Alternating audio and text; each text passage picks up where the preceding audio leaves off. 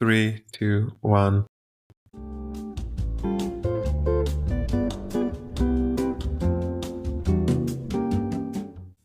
Let me fix my eyebrows. Hi, hello, and welcome to yet another Expat, the podcast where we dive into the news, stories, thoughts, the chaos of the world, the daily life, and my head. Now, in the intro, I want to say I was recently interviewed by RBB Cosmos in Germany. It was a really, really amazing experience. I don't know how they found me or why they wanted to have an interview with me, but I went to the Haus des Rundfunks, where the recording studios are located. I had no idea. Haus des Rundfunks is a very big building complex that hosts a Philharmonie from the RBB and a lot of the productions that they're doing. Who would have thought that I got to visit a real studio, one that had more than one microphone and was not hosted in an apartment? It looked like a proper place where there are a lot of these volumes you can take up and down and buttons and all sorts of things. I'm a Gen Z in my podcast recording. I do everything with AI. So it was really nice to feel a real studio, especially one that has historically hosted a lot of different radio recordings, podcasts, the whole thing. I was interviewed by Angela Conti, who is a radio and podcast moderator, editor, and content creator for RBB for more than 5 years, as well as Sofia Stavrianidou, who is the festival director for the Greek Film Festival in Berlin. It takes place in Babylon and it's going to have its 10th anniversary edition. So very honored to meet them both and be a guest in their show. It's called Cosmo Ellinika. They are part of the Cosmo podcasts that, to my understanding, are cultural interviewee type of podcast that RBB is supporting. It's not just Greece that has a show of this type. It's also other countries that have their teams doing podcasts and radios and shows. What's funny is that the offices for all of these multinational groups are located in what used to be Gembel's office in the Haus des Rundfunks, which is touche. Good move. So why was I invited? Because I have a podcast that talks about being an expat, not as much as someone might think. It's all a mix with personal stories and news. So not exactly very easy to understand the type of audience. Like, what people are you? Are you living in a different place than where you are? Are you predominantly Greek? Can you just tolerate me speaking in English? Is it only people I know and I'm so horrible at keeping up with messages that you just listen to the podcast to see if I'm still alive? Is it people in Greece that are thinking to become expats or to change countries? Honestly, I have no idea and I cannot tell from the statistics. The people interviewing me seem to not be sure either. They asked me whether my podcast is like a personal journal or a way that I do therapy to myself. And that was the first time I realized that they've probably listened to a few episodes and not just invited me for the title. But I had a great time. I was very honored to be there. They also offered me the studio if I want to record at some time in the future and make it feel like a real podcasting experience or have a guest over and use 2 microphones. Lovely offer. Might do it right now. My available time with the baby that has come in our lives is not so much, so I prefer to record in the comfort of my room where I can comfortably hear the baby scream and make sure that I can be there if needed. But a big thank you, and if you are in Berlin, go check the Greek Film Festival happening in March in Babylon. And if you want to tell me why you listen to this podcast, feel free to do so. Before I go into news and the world and Berlin, I will share one more tiny random thought, as I did in the previous episode, which is what's up with the garlic press? What I mean by this is that I've been using much more kitchen utensils. I need to be cooking for myself, my partner, the child, not yet, but I am the designated cook. So I am using much more. And the more I get to use items, the more I get to find things that annoy me.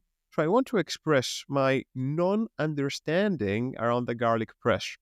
if you're making a tool, because it's an invention, right? Someone invented this thing to press out the garlic so you don't have to chop it a gazillion times with a knife and be in danger of cutting your fingers or your fingers smelling like garlic so hard that people either want to make love to you instantly or really, really hate you, because it's only one of the two. I'm in the first category, but whatever. So someone makes the garlic press. It's a great device, but it's 90% done. Like, it's not a fully done product because not all of the garlic goes out. What's up with that? Why is there so much sticking in there? And I've had different garlic presses. They all have the same flaw. You push the garlic out and then you have this stuck layer of garlic, like a print, like a stencil of garlic sitting in there in all these tiny holes. And you need to somehow try to get it out. And if you think that the dishwasher knows how to handle this thing, it does not. What the dishwasher will do is that it will try to wash it. It's not coming off because it's stuck. It's pressed there. Then it's going to dry everything. So that thing is going to dry and stick there forever. So the dishwasher is not going to work. And what needs to happen is that you need to get some knife or some toothpick and try to fish out this net of unpressed garlic you have created. And maybe even put this little toothpick in one by one all the holes to just get it out. And I don't get it. Why is the garlic press so dysfunctional? Why can't someone make a garlic press that you just press it all out and then it gets all out magically, and then you don't need to be trying to scrape the bottom of the barrel? You did so well. You had such a good idea. The garlic press, it's a great idea. You just got lazy at the end. I think this is what happened. This is my drama. I know the world has maybe bigger problems, but the garlic press not being a finalized product is something we don't talk enough about, and we should talk more about. Thank you very much. And then one more random thought as we are still entering this podcast, has to do with our beloved dolphins and pufferfish. Pufferfish is that fish that inflates. It becomes like a ball. And by inflating, it's also like it's deadly if you touch it. But here's the thing, and here's why I love dolphins. So when the pufferfish inflates, it releases this toxin all around. So whoever touches them is deadly. But it's only deadly in high dosages. In smaller dosages, it has a type of a narcotic effect. So the most intelligent species of our planet have realized this and go with their noses and they gently pop the pufferfish. And the fish gives them a mild high. So what happens is that the dolphins inflate the pufferfish and then literally they pass it around to their dolphin friends. Like they're getting high, they're using the pufferfish to get high. And when they get high, they just pass it to the next dolphin. You can find this online. You can see a video of dolphins getting high, like high school students passing around a pufferfish that they pop just enough to give them a narcotic dose and not a deadly one. Well, it's very fun for dolphins. It's not very fun for the poor puffer. They look very in distress in these videos. They're like, okay, this is not working. Like, nature, you gave me this defense, okay, and there's clearly something wrong here. Why are these people just throwing me around? No one is dying. I'm not getting deflated. Why are all the dolphins laughing? I don't understand. So I guess the quest for mind-altering experience is probably universal, because who knows? There's this theory out there that we're just monkeys that got high enough on LSD mushrooms to get a consciousness. And it does look like all intelligent animals seem to get high when the opportunity is there. But now, don't get high. Stay with me. This was the intro. Let's get into some news. Enjoy together the beauty of this world that is hanging by a thread in what should be a parallel universe or a bad movie, the Idiocracy number 2 or whatever you want to call it. but it is reality and we have to live with it. And we can't talk about everything, but talking about something at least might make things feel better. What an optimistic start. Let's dive into some news. Today we're hitting the trifecta of doom. We have Trump's latest tantrum, we have stuff on Tesla and the European implosion, and then we have the ever-present threat of a city-killing asteroid. But first, let's talk about the plastic spoon in our brains. Yes, you heard that right. A new study published in Nature Medicine has found that the average human brain contains about 4,800 micrograms of microplastics per gram of tissue. And that's equivalent to the weight of an entire plastic spoon, or about 7 grams. Let that sink for a moment. Your brain is now 99.5 brain and 0.5% plastic. It's like we're all walking around with a Happy Meal toy lodged in our skulls. But just wait, because it does get better. The amount of microplastics in our brains has increased by 50% in just the last 8 years. At this rate, by 2050, we'll all be part Tupperware. The researchers have found 12 different types of plastics in brain tissue, with polyethylene being the most common. You know, it's the stuff they make plastic bags out of.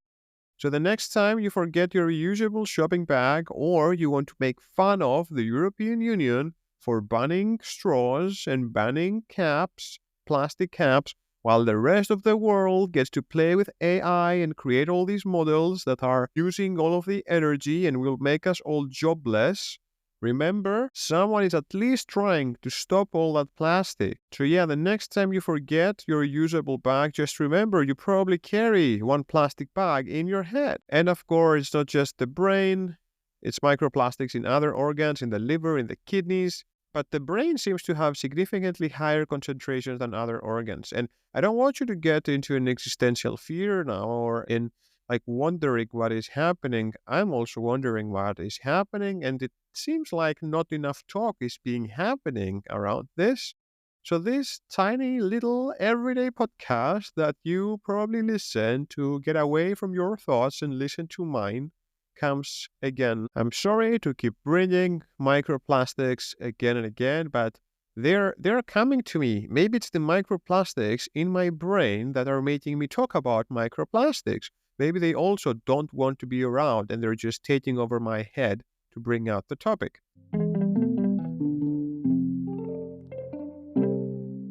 Speaking of questionable decisions, let's talk politics, because Trump is slashing out foreign aid. Starving Sudanese civilians is a small price to pay for making America great again, because nothing says great like good old-fashioned humanitarian crisis.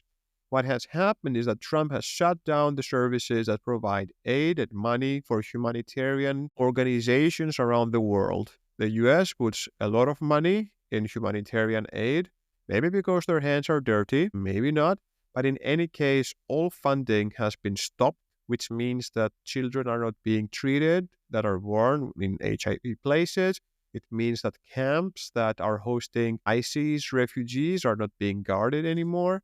But don't worry, he's not just content with causing international chaos, he's also slapping financial and visa sanctions on ICC officials and is threatening all the countries around him. My proposal is for Denmark to ban selling Legos to the US and to stop giving them the Ozempic, this medicine that I think 20% of US people have used. The one that stops you from eating. It's all produced or patented by a Danish company, Novo Nordisk. So maybe just get their Legos away, get the fat medicine away, and let's see how the negotiations go. And meanwhile, as you know, Elon Musk is saluting like a Nazi left and right. Oh, I'm sorry, I meant like an ancient Roman, because of course, when you do that salute, that's what everyone thinks about. But endorsing AFD and doing a Nazi salute is not landing very well for fanboy Musk, because the Tesla sales are starting to tank in Germany and Europe.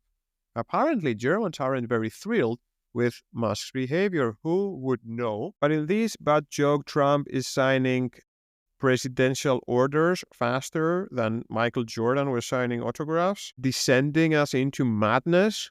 He has appointed a WWE, like the World Wrestling Federation. He appointed a person from there to work at the World Health Organization, which I haven't seen the film Idiocracy since 2006, but I think that was the concept, that the wrestlers are running the country and one of the wrestlers is the president. But it really looks like the corpus, the lobbies, the powers, everyone gets to play around as much as they want, as long as they keep the madman happy. But yes, 69% down the Tesla sales in January for Germany, and they're also plummeting in Norway and Sweden. But I don't think that's going to stop anyone. Trump told Elon Musk to go check the Pentagon and the Ministry of Education that they want to dismantle. That's a real piece of news. It sounds real, but it is not. Trump also gave the keys to the Treasury to Musk. The Treasury is the federal government service that pays everything. We're talking about all the billions and trillions of dollars that go into every project that's funded by the federal government goes through that. And Musk got the keys. Then they stopped everything. And then they will figure slowly things out as people literally die as a consequence of this. So after fixing that, he can now go to the Pentagon and the Ministry of Education. It sounds like Elon Musk is more of a first lady than Melania at this point. He also said that he loves Trump as much as a straight man can love someone. Because, if you love someone too much, then your love exceeds the straightness and it turns into gay love, the ultimate type of love. So Musk is saying, I love Trump as much as I can, but without being gay. Do you wish you could love him more? I would like to ask him. But maybe life is better as a dolphin, smoking the pufferfish and throwing it around. What's the solution to all of this? I don't know, but maybe the help comes from space, because there is a city killer asteroid that has a 1 in 83 chance of hitting Earth in 2032. And maybe that is the way to get done with it all. Start practicing your impact-resistant poses. Maybe all the plastic in our brains will help cushion the blow, but you might not be the lucky ones because, yes, a city could get destroyed if the asteroid were to hit there, but you should know that the huge majority of the world is not populated. There's a lot of space junk, stuff falling quite often from the sky, and the chance of it hitting anything is very, very small. If it did land in a populated area, this asteroid, it would be truly catastrophic. But let's see, because these numbers change in the years. They calculate the statistics every now and then.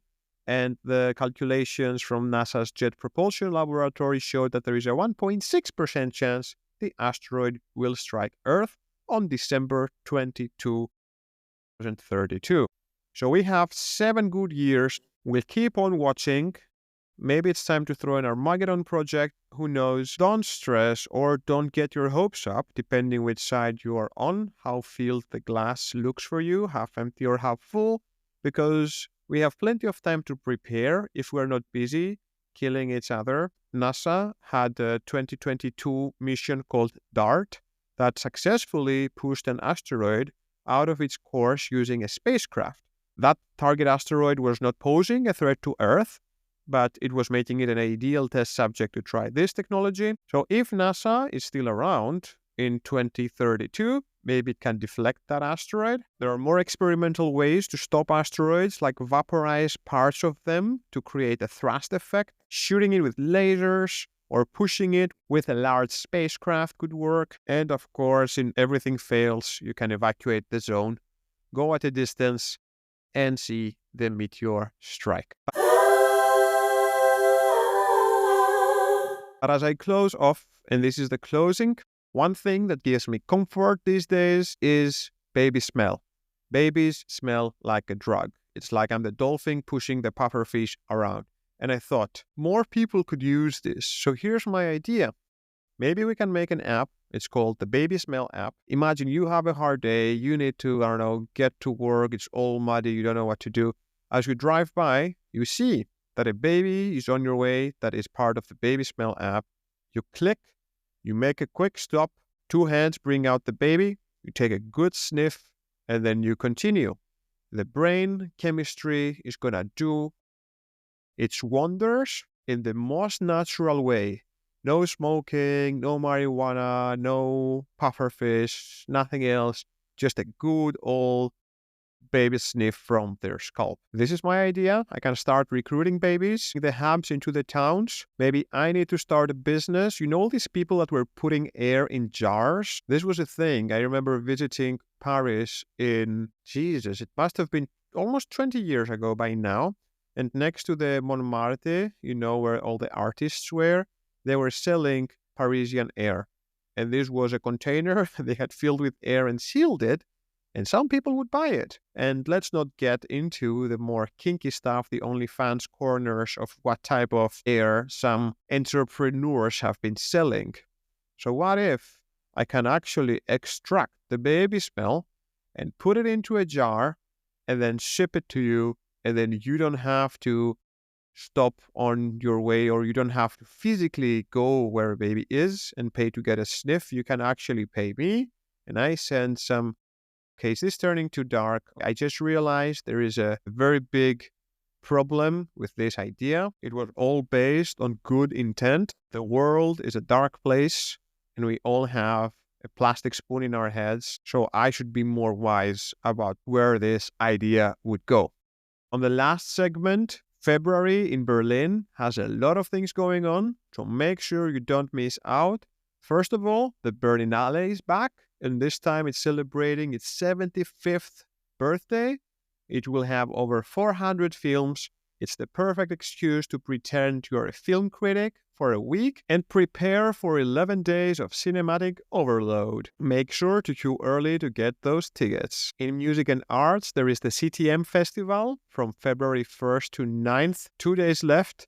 It's electronic music and visual arts, and the theme is artificial stupidity. Finally, an AI we can relate to. There is Transmediale from February 7th to 11th. It's a digital arts festival. This year's theme is Error 404, Democracy Not Found. And Berlin's Philharmonie will have the Beethoven cycles from February 15 to 16. Because nothing says Valentine's Day than some Beethoven. In city updates, there will be new bike lanes in Friedrichstraße, giving cars and pedestrians equal opportunity to hate the cyclists. There will be ice skating in Neptunbrunnen until February 28th, so you can fall on your ass with style. And lastly, on my birthday, February 1st, there is a pancake race happening in Brandenburger Tor, because running with a frying pan is an essential life skill. So let's wrap it up here. This has been yet another Expat, the podcast of your choice for today, for now. I thank you so much for it. I have some things on the works that I want to share with you soon. Feel free to share your ideas, share your thoughts with me. If your thoughts are, hey, Ermis, is this even your baby because it's so blonde and you are not blonde, then you are not welcome to share these ideas with me. You should know the baby's hair can change anytime in the next week. And I also had one uncle that was blonde. So if it turns out to stay blonde, so be it. This has been the Yet Another Expat podcast. Thank you for tuning in, sharing it around, pressing follow, rating it, doing all the things. So maybe one day someone will pay me to do these episodes. Until next week, have a good one. Ciao.